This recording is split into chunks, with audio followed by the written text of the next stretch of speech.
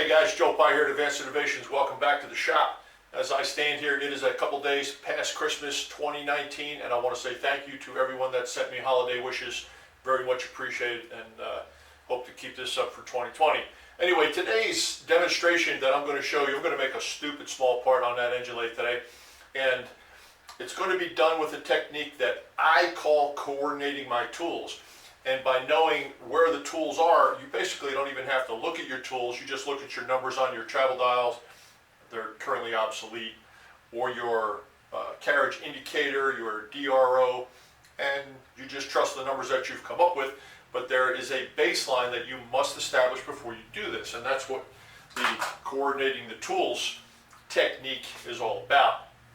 Sometimes you just can't register a tool on a specific part because of the part geometry, and you better know where the tools are before you make your next cut, or you're winging it, or just rolling the dice. It's an awkward situation when you have to plunge a tool into a part and then measure to see if the tool's in the right spot. It's always good to know that you're within your dimensional boundaries before you do that.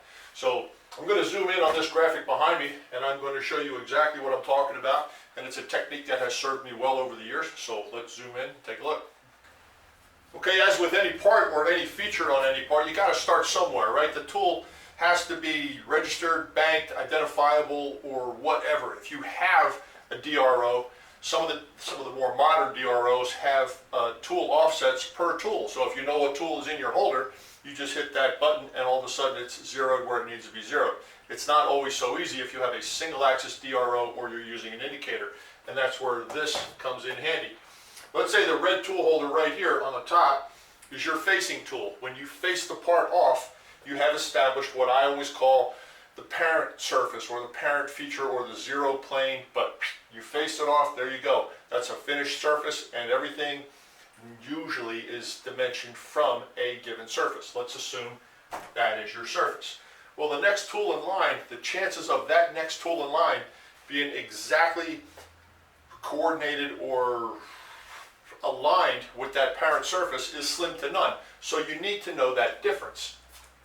And that difference is right here. I have, let's say we have a facing tool and a parting tool. So with a facing tool, you smack your material off the end of the part and you indicate or you set your dials to zero, right there. Zero. That is the face. Take this tool out, put this next tool in. Now if you were parting this piece off, let's say a specified dimension here, let's do that.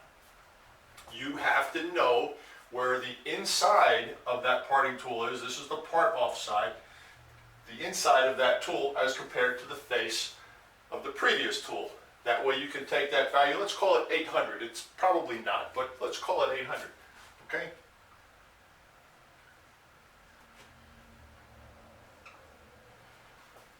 Whatever the given dimension on the part is, you would then add the 800 to that dimension, plus a couple extra thou if you want to think you're going to turn it around and face it off, but that's what I would do. I'd add 5 or 10, flip it around, face it off, make sure it's nice and clean, because part always doesn't leave a good finish. So whatever that dimension is here, you just add that tool offset, and when you shift over, dial your part in, dial your tool in, and you have exactly what you think you have. Now the only drawback to this is if something happens to this tool, you change that tool, or that tool starts to wear, gets chipped, and the part surface changes, well then that affects every tool downstream that you have registered that particular setup from. So keep an eye on it. But it's a great way to just take a pad, find all your offsets, write all your numbers down, write all your dimensions down, and then you just look at the numbers as you're making your part. No panic, no nothing. It's easy, works like a charm. I'm going to make a really small part using this coordinated technique, and I'm going to show you that it does work. And I'm also going to throw in some of the extended small diameter turning from a previous video. And we're going to make tiny little nails because you guys know that once upon a time I started a cannon project, and I'm going to make everything on that cannon, including the nails to put the wooden frame together. So let's take a walk out, see how it works. Okay, this is the part I will be making for you. Simple nail. It's an 0.20 thick head. That's about a 1/2 millimeter for all you guys in the UK. We got a 150 diameter. It's about 4 millimeters. 30 diameter, which is about 0.8. 500 long from the point to the inside of the head. So 525, that would be what's 12.75 millimeters long inside, and about 13 millimeters overall. Making this out of brass, and you can see by the geometry, this is not a part that you can bump or register your tools after the fact, so you got to preset them. And I think you're going to like what you see. So let's pop a piece of brass in the machine. And it doesn't matter, brass, steel, whatever. I'm just going to choose to make this out of brass for you, just so we can knock it out. 85 thou long tip at 20 degrees. That was inspired by a question about how to do that on a much longer part. And I think today you're going to see exactly how to do that on a long part like this.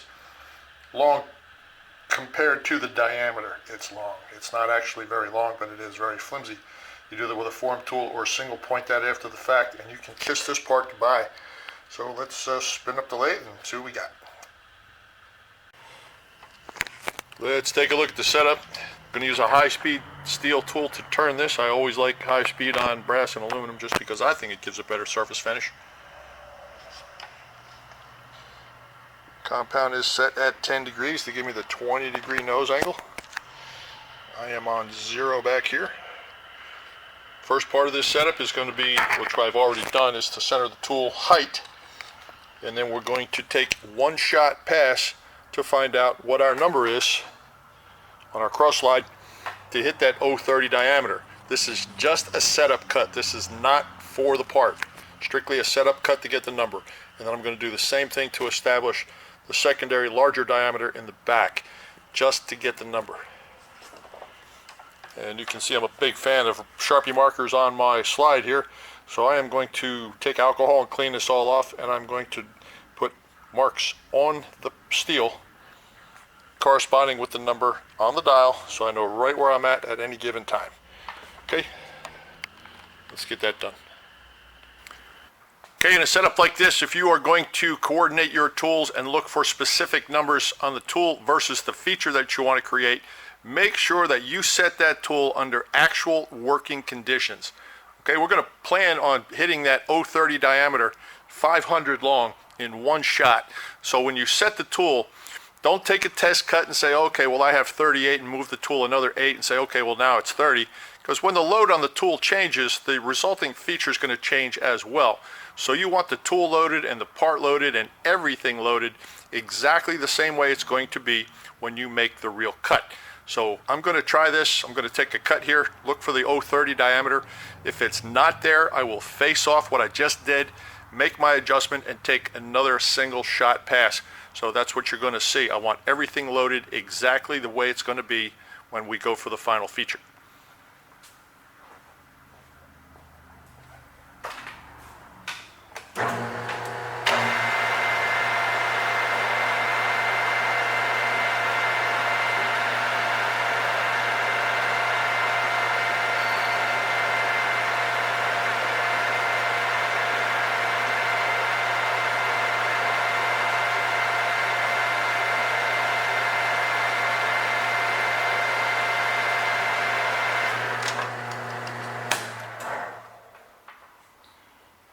That is more than sufficient. The stock is much larger than the final part because I do not want the material to deflect aggressively with a large cut.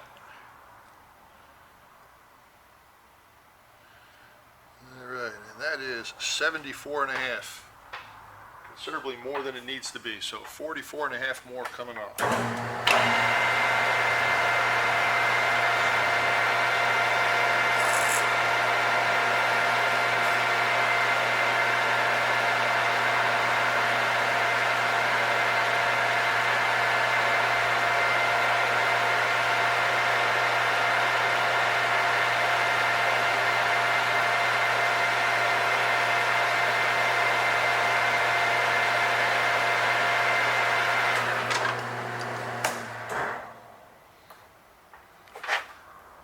That's getting pretty small. It's going to be cool to see that with a big lead on it. We are at 32 and change. 2.5 more. I like it. Let's prove it.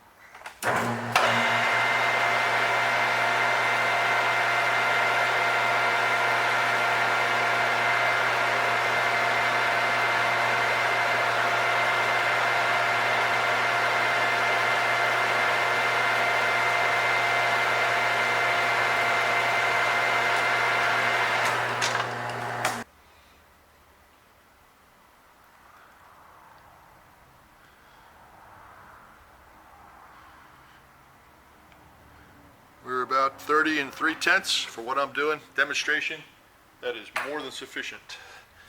116.5 is the number. We're going to go for the head diameter. 150. Here we go.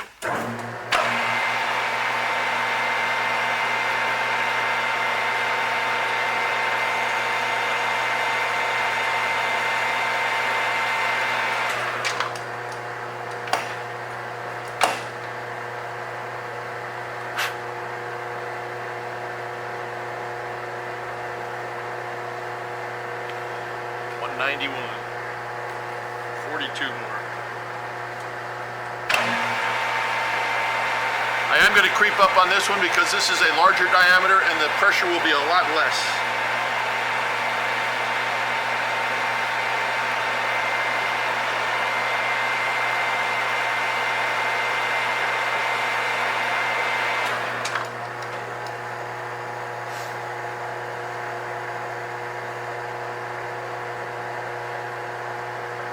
$149.5.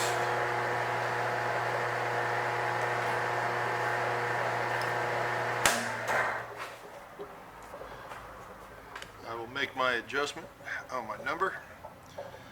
194.5.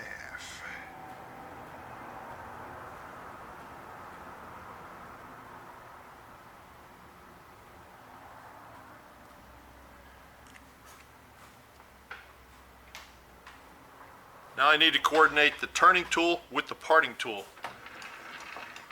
For that I need a flat surface in the front.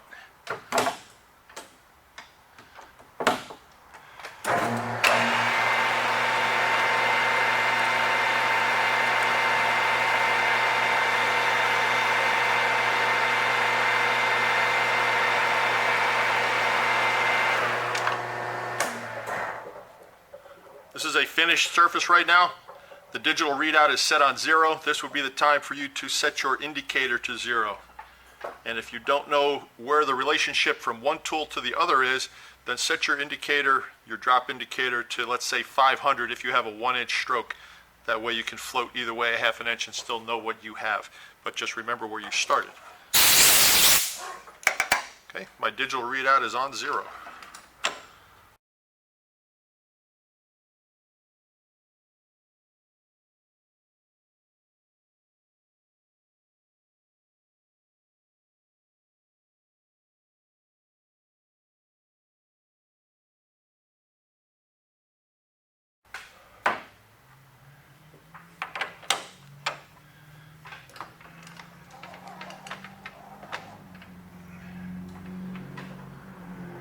Look at the height, make sure the height's good first.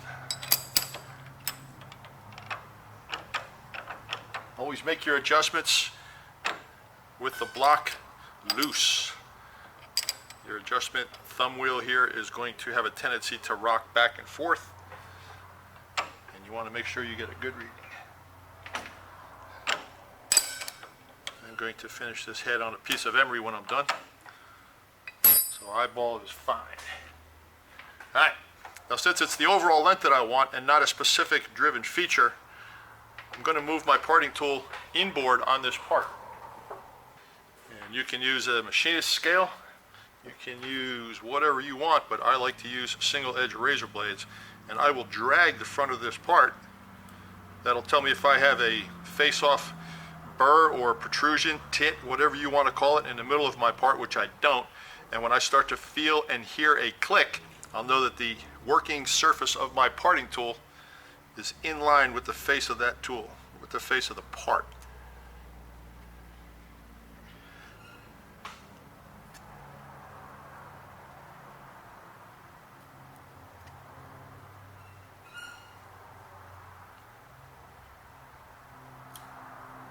right there. I hope you can see that, what I'm doing.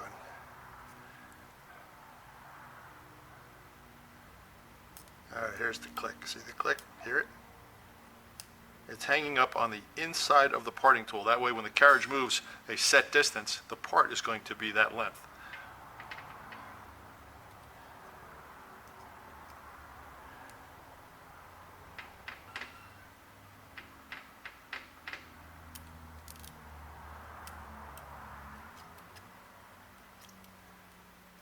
I like it.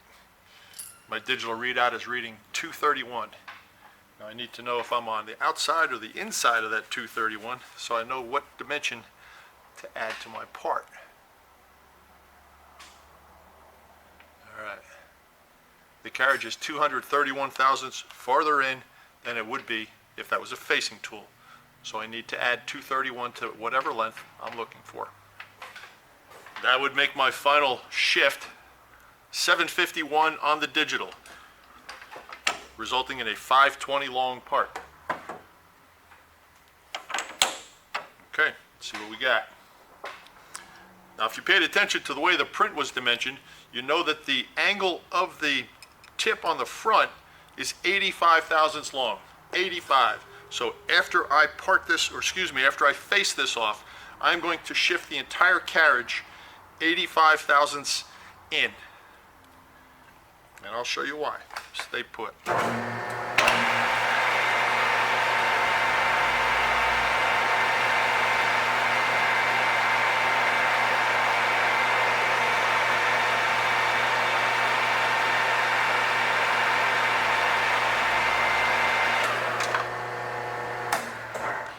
Now I would not normally move a tool across the finished surface, but for this demonstration I think it's a valuable thing to do.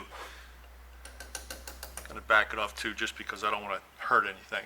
I'm moving my tool in to where the tool is going to form that finished 30th thou diameter. And that is at 1/16.5 on my cross slide. Alright, if I were to continue cutting with this tool right now, I would have a 30th thou diameter showing. Now I'm going to back the compound out.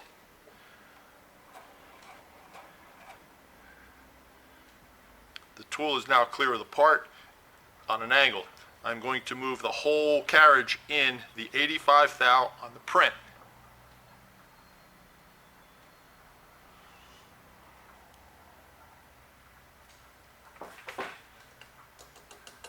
Let's go 85.5.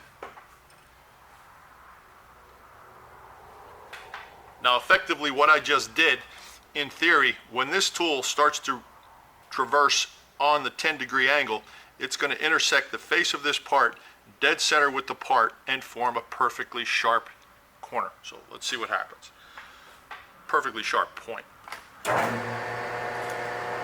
And even if this doesn't work, I'm going to leave it in the video and we're going to figure out why.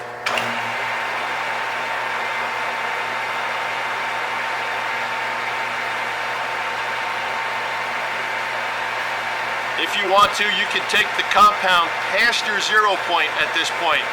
The 85 thou shift was to assure that you get a sharp point here. You can override it if you want, but don't go too far.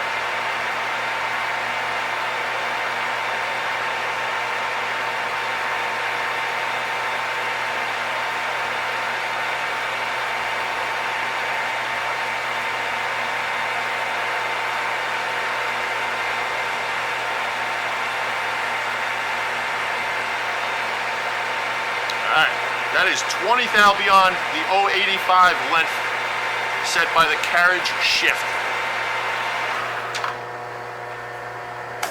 Now when I said stupid small, I meant that, boy, it's even getting hard for me to see. Now with a part this fragile, you would not be able to bump your tools or set your tools. So what you saw me do prior to this operation was about the only way you're going to pull this off. I'm going to return the tool back to the 0 on the compound initial setting, okay? Back to where it was when everything got coordinated. Back to 0.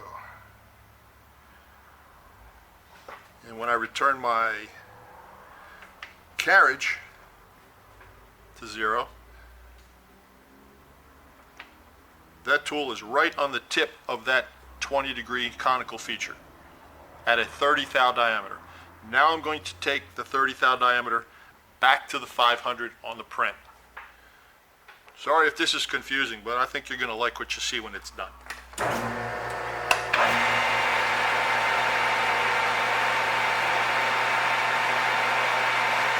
let's go for 500, see what we get.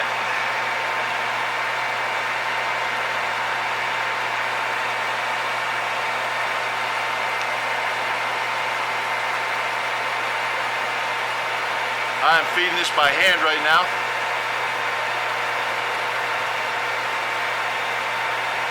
We're at 300, 400, coming around, 500, back out, coming back in for the 150 major diameter.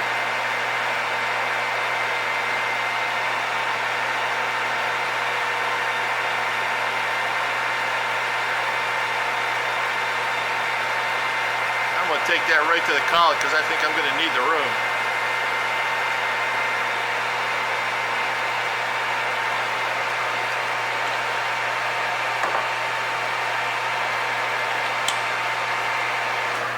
And with any kind of luck, I have the space to get in there and part this off.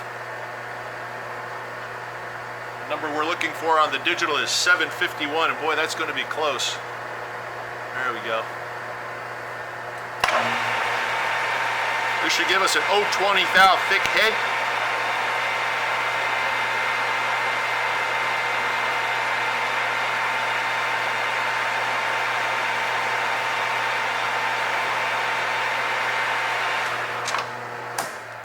Guys, if you're going to be working on delicate features like this, don't use tools that are wider than the feature that you need to create.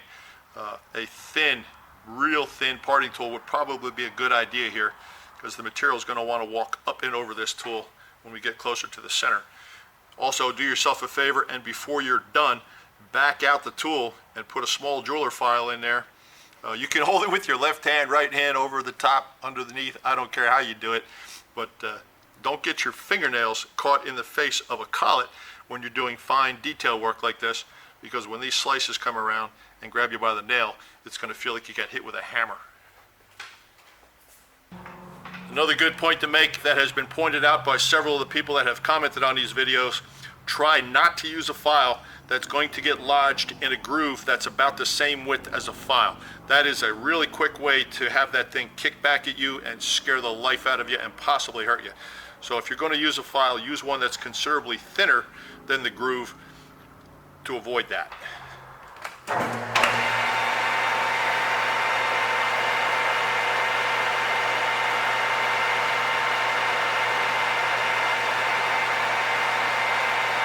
And now continue the cut.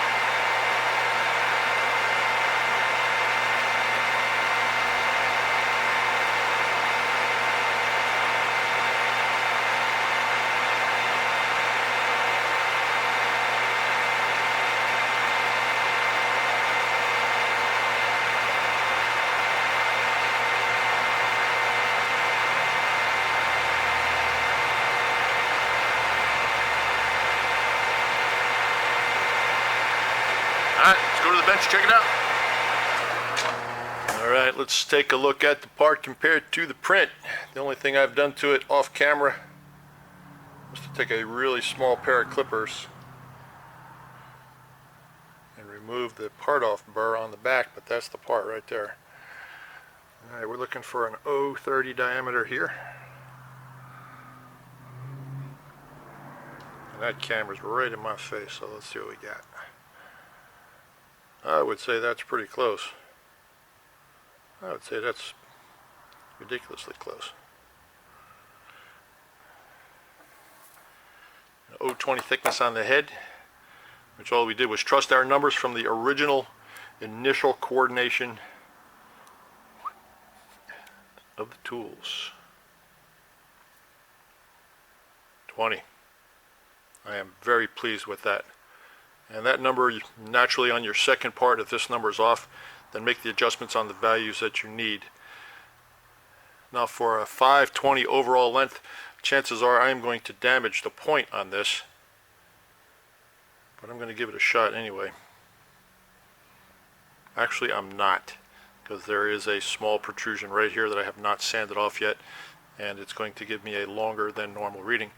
Anyway, there you go, guys. That's how it's done. You got to zero those tools prior to trying anything, and you have to evaluate your features, practicality, sequentially.